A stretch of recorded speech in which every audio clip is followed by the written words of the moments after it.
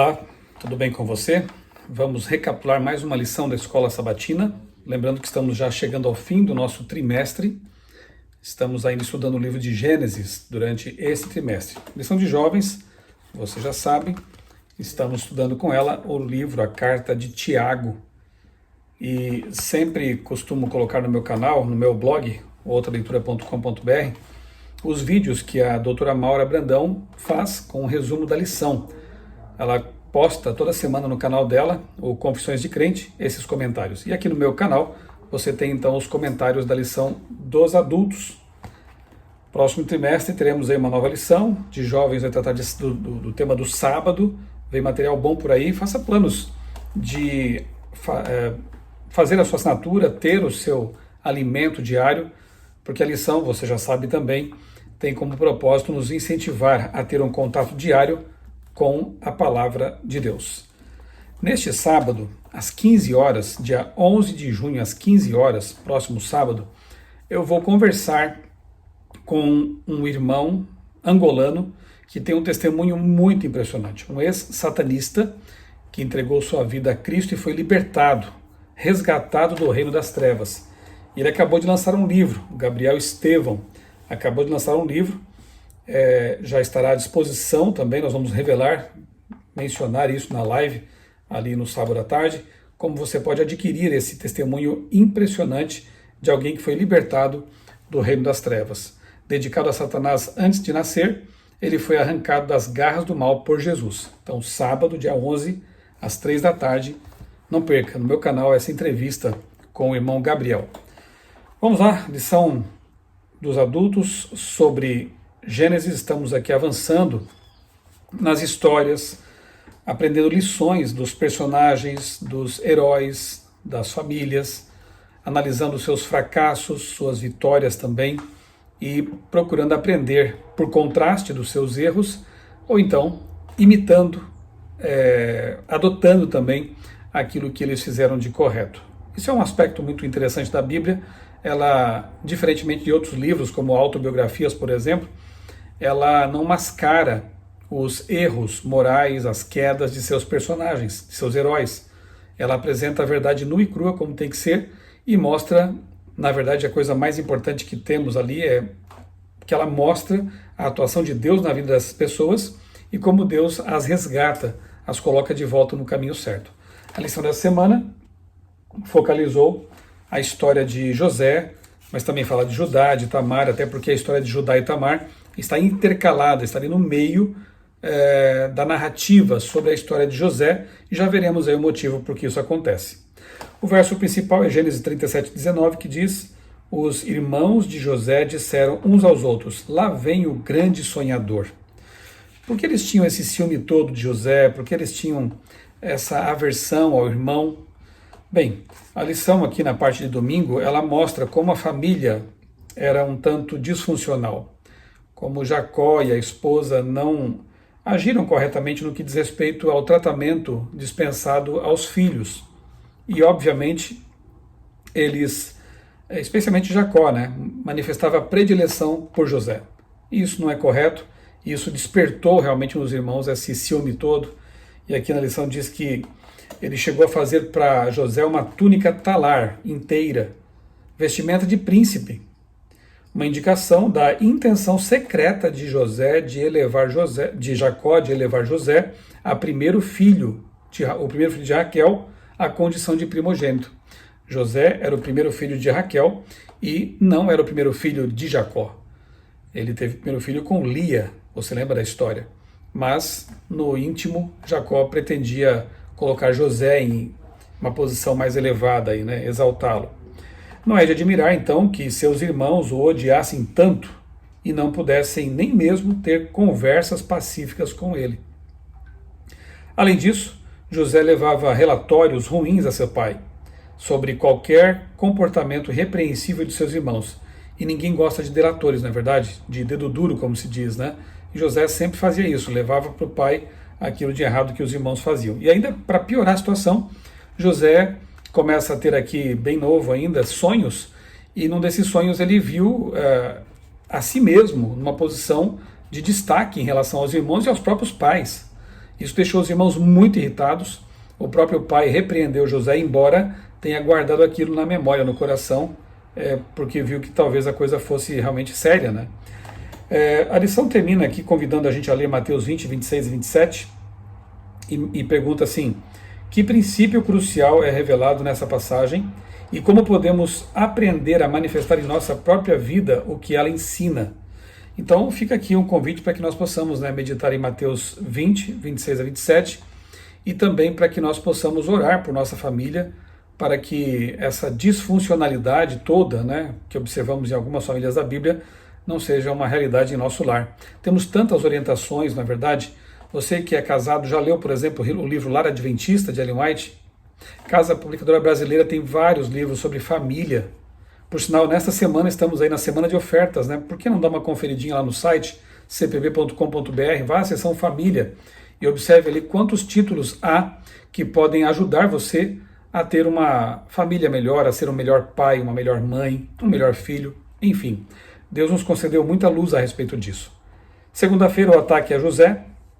E aqui nós vemos a história triste em que ele vai se encontrar com os irmãos, e aí eles aproveitam essa oportunidade que estavam lá no deserto, longe de casa, pegam José, o atiram numa cova, numa cisterna, com a intenção de matá-lo, mas depois acabam mudando de ideia e o vendem para uma caravana de ismaelitas que se dirigia para o Egito. Uma situação muito triste realmente, né? E aí, para mascarar o seu pecado, o que eles tinham feito, eles rasgam aquele vestido bonito, né, que Jacó tinha dado para José, mancham de sangue e dão para o pai a notícia de que o filho tinha sido morto. Foi terrível para o pai, com certeza, e revelou assim uma crueldade tremenda desses irmãos de José, de não pensar nem no irmão, tampouco no pai, no sofrimento que ele passaria, né, que experimentaria com essa notícia. E foram muitos anos realmente de muito sofrimento, de muita dor, de muita saudade.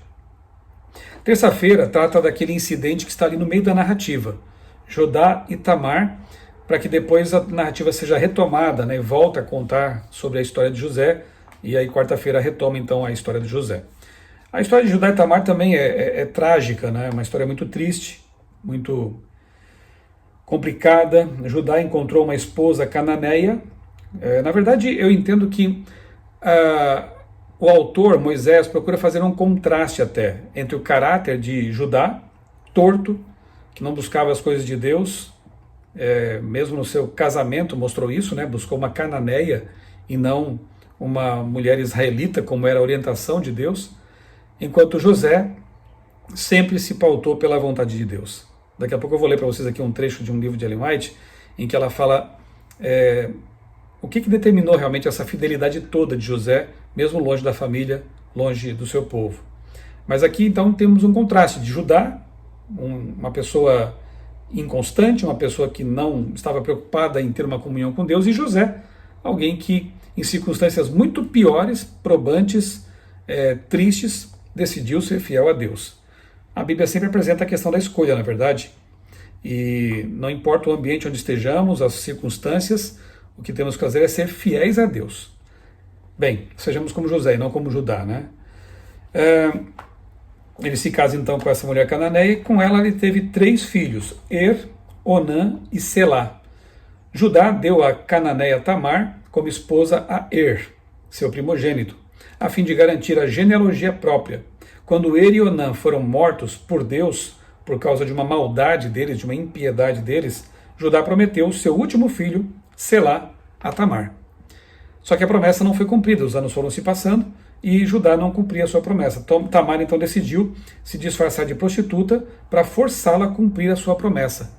E um dia, quando Judá estava indo ali buscar uma prostituta, enfim, você vê de novo aqui uma inclinação dele para as coisas erradas, para as coisas más. Então Tamar, disfarçada, teve relações sexuais com Judá, com seu sogro, e engravidou dele. A história é bem conhecida, né? Ela teve então um filho chamado Pérez. Diz aqui a lição que foi o segundo gêmeo a nascer, mas acabou se tornando o primeiro e foi nomeado na história da salvação como ancestral de Davi e finalmente de Jesus Cristo. Quanto a Tamar, ela é a primeira das 4 mulheres seguida por Raabe, Ruth e a esposa de Urias, que na genealogia precederam Maria, a mãe de Jesus. O que a gente vê aqui é que apesar dos erros, dos pecados, das trajetórias tortuosas que essas pessoas tomaram no passado, a gente vê Deus ainda agindo.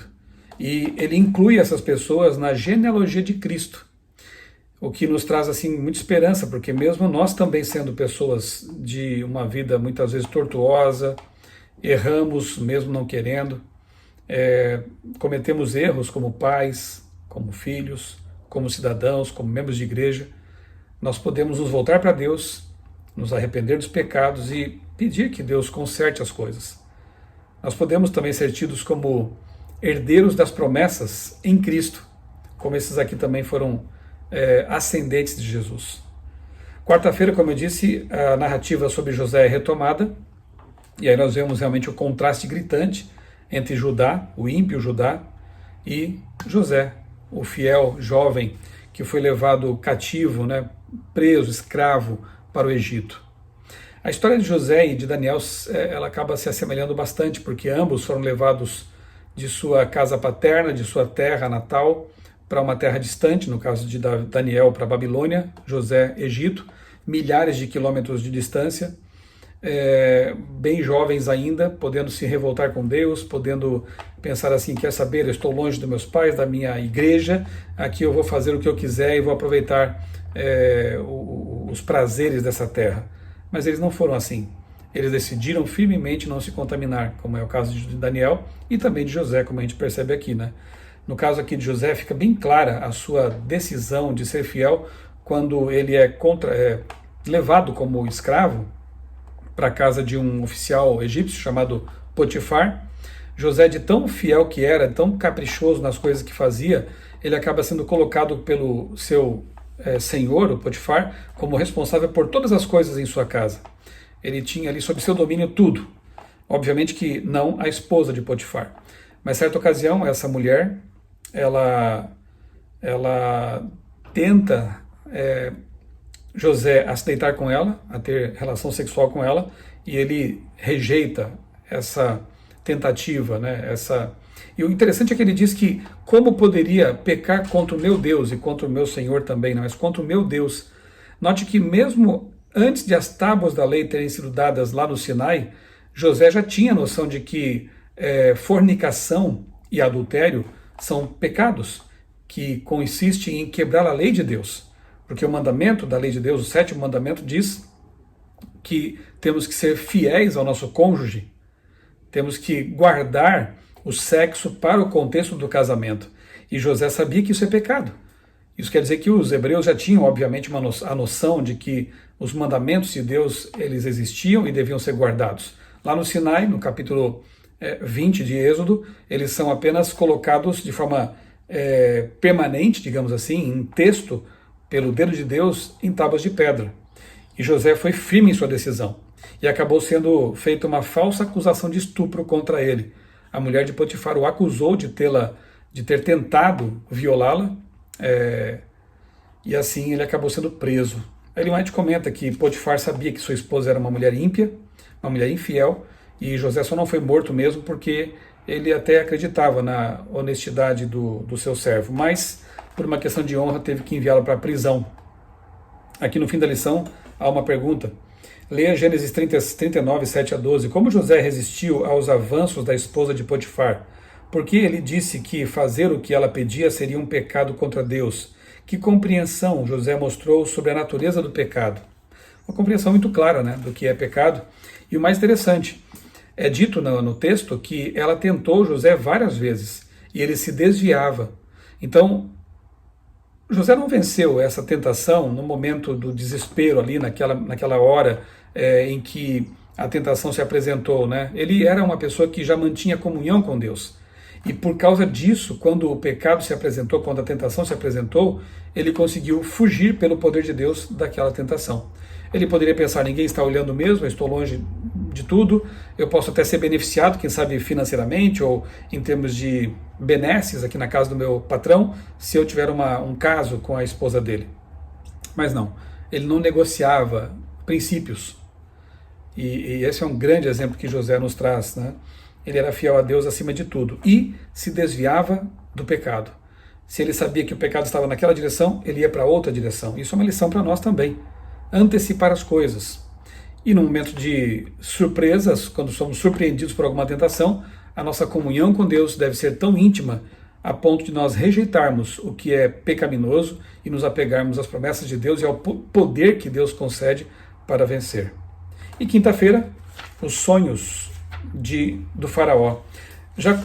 José interpretou os sonhos daquele copeiro, do padeiro também, que estavam presos com ele. E detalhe, né? Ele foi fiel na casa do seu patrão Potifar e na cadeia também foi fiel. Foi um bom preso.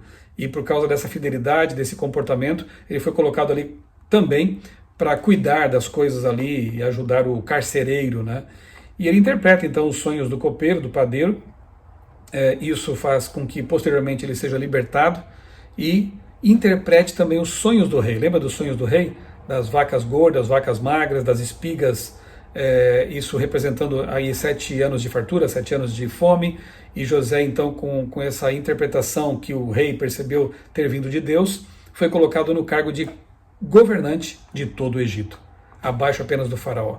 Veja a trajetória da casa de Potifar para a cadeia, para a prisão e depois para o palácio. E em cada um desses momentos, José foi o mesmo, foi fiel, foi um homem de Deus. Ele poderia, quem sabe agora lá no palácio, ter se vingado das pessoas que o maltrataram, que fizeram mal para ele, mas não, ele foi magnânimo lá também.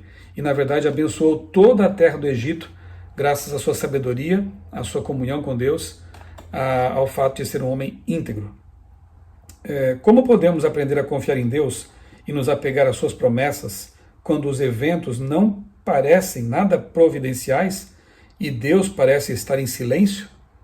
É uma boa pergunta, né? Porque quando as coisas dão certo na vida, quando tudo está bem, é fácil você ser um cristão, ir à igreja, enfim. Agora, quando as coisas começam a dar errado, quando as coisas começam a ir para trás, quando você perde, quando você sofre, às vezes a tendência é pensar, onde está Deus? Deus está ali o tempo todo, como esteve com José o tempo todo. Estava com José na casa de Potifar, estava com José na prisão e estava com José no palácio. Nós temos que confiar em Deus, entregar nosso caminho ao Senhor, confiar nele e saber que Ele fará o que é melhor para nós.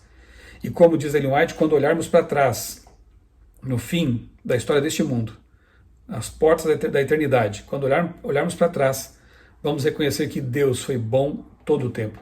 Que Deus usou tudo o que foi possível para aprimorar nosso caráter e nos manter no caminho da salvação, no caminho que leva à eternidade. E o texto que eu quero ler aqui para encerrar o nosso comentário é do livro Educação, e diz assim: em sua infância, a José havia sido ensinado o amor e temor a Deus. Muitas vezes na tenda de seu pai, sob as estrelas da Síria, foi contada a ele a história da visão noturna de Betel, da escada do céu à terra, e dos anjos que por ela desciam e subiam, e daquele que no trono no alto, se revelou a Jacó. Fora-lhe contada a história do conflito ao lado do rio Jaboque, quando, renunciando a pecados cultivados, Jacó se tornou conquistador e recebeu o título de príncipe de Deus, príncipe com Deus. No momento crítico da sua vida, quando fazia aquela terrível viagem do lar da sua infância em Canaã para o cativeiro que o esperava no Egito, olhando pela última vez as colinas que ocultavam as tendas de sua parentela, José se lembrou do Deus de seu pai. Recordou-se das lições da infância e seu coração comoveu-se com a resolução, com a decisão firme de mostrar-se verdadeiro, agindo sempre como convém a um súdito do Rei Celestial. Livro Educação, páginas 36 e 37. Que coisa linda, né? A lição termina fazendo um apelo aos pais, que nós possamos contar nosso testemunho de conversão para os nossos filhos, falar do que Deus fez e tem feito em nossa vida para os nossos filhos, aproveitar o tempo que temos com Ele. Jacó não sabia que seu tempo com José seria tão curto, mas ele aproveitou bem esse tempo, contando para José, falando de Deus para José, testemunhando para José que aproveitemos o pouco tempo que temos com nossos filhos para fazer a mesma coisa. Vamos orar? Bondoso Deus, maravilhoso Pai, muito obrigado, Senhor, por essa lição, por mais essa lição que nos convida a ser fiéis como José, a não ser como Judá e a buscar mais comunhão contigo a fim de vencer as tentações que esse mundo nos apresenta e a ser íntegros num mundo corrompido. Dá-nos, ó Deus, a tua paz, coloque em nós esses princípios, valores, introjeta em nosso coração tudo isso que a tua palavra nos apresenta. Nós oramos e agradecemos em nome do Senhor Jesus. Amém. Um grande abraço para você, Deus abençoe grandemente a sua vida e também a sua família.